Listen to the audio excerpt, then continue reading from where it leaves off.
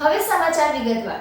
વડાપ્રધાન નરેન્દ્ર મોદીના આપણા ગુજરાત પર 4 હાથ, સમગ્ર દેશ નરેન્દ્ર મોદીનો પરિવાર તેમ આજે ભરૂચ જિલ્લાને ₹227 કરોડના 33 પ્રકલ્પોની ભેટ ધરતા મુખ્યમંત્રી ભૂપેન્દ્ર પટેલે કહ્યું હતું।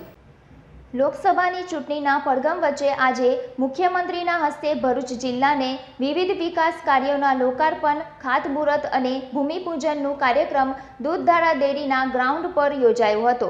મુખ્યમંત્રીએ શહેરી વિકાસ અને ગૃહ નિર્માણ વિભાગના ₹129.86 કરોડના 8 જેટલા પ્રકલ્પોના ખાતમુહૂર્ત તેમજ લોકાર્પણ કર્યા હતા, જ્યારે માર્ગ અને મકાન વિભાગના ₹71.92 કરોડના 9 પ્રકલ્પો પૈકી કુલ ₹38.59 કરોડના 4 પ્રકલ્પોનું ભૂમિપૂજન તથા ₹14.63 કરોડના 2 પ્રકલ્પોનું ખાતમુહૂર્ત તથા ₹18.7 કરોડના 3 પ્રકલ્પોનું લોકાર્પણ કર્યું હતું।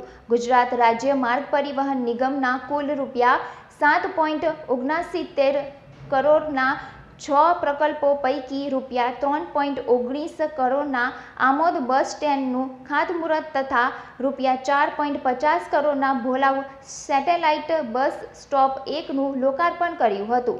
આ ઉપરાંત ગૃહ વિભાગના ₹6.89 કરોડના 1 પ્રકલ્પનું તથા શિક્ષણ વિભાગના કુલ ₹6.96 કરોડના 8 પ્રકલ્પોનું લોકાર્પણ તથા વન અને પર્યાવરણ વિભાગના કુલ 62 લાખના 3 પ્રકલ્પોનું લોકાર્પણ અને નર્મદા રૂરલ ડેવલપમેન્ટ CSR GNFCના કુલ ₹2.90 કરોડના 2 પ્રકલ્પોનું લોકાર્પણ અને તેઓના હસ્તે કરાયું હતું।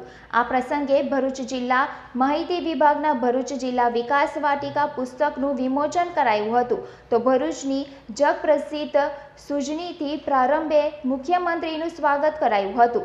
તેઓએ 8 મહિનામાં એરપોર્ટ જેવા ભરૂચને 2 બસ સ્ટોપ મળ્યાની ખુશી વ્યક્ત કરી હતી। કાર્યક્રમમાં સાંસદ મનસુખ વસાવા, જિલ્લા પંચાયત પ્રમુખ મહેન્દ્રસિંહ વાસરિયા, ધારાસભ્ય ઈશ્વરસિંહ પટેલ, અરુણસિંહ રાણા, રમેશ મિસ્ત્રી, DK સ્વામી, ભરૂચ જિલ્લા પ્રમુખ મારુતિસિંહ અટોદરિયા, નર્મદા જિલ્લા પ્રમુખ ઘનશ્યામ પટેલ, મહામંત્રીઓ નિરલ પટેલ, વિનોદ પટેલ, ફતેહસિંહ ગોહિલ, ખુમાનસિંહ વાસિયા, ભરતસિંહ પરમાર, કલેક્ટર તુષાર સુમેરા, DDO પ્રશાંત જોશી સહિત પ્રજા મોટી સંખ્યામાં ઉપસ્થિત રહી હતી।